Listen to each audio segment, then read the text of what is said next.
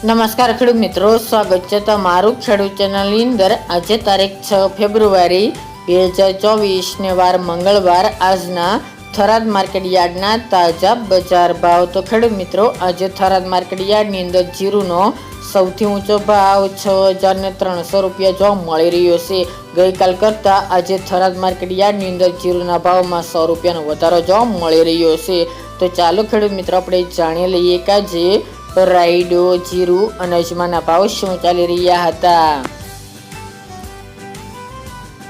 ખેડૂત મિત્રો, આજના થરાદ માર્કેટ યાર્ડના ભાવ જોઈએ તો જીરું 5500 થી 6300 રૂપિયા, રાયડો 960 રૂપિયાથી 1017 રૂપિયા, ગુવાર ગમ 971 થી 1012 રૂપિયા, એરંડા 1100 થી 1138 રૂપિયા અને બાજરી 435 થી 500 રૂપિયા।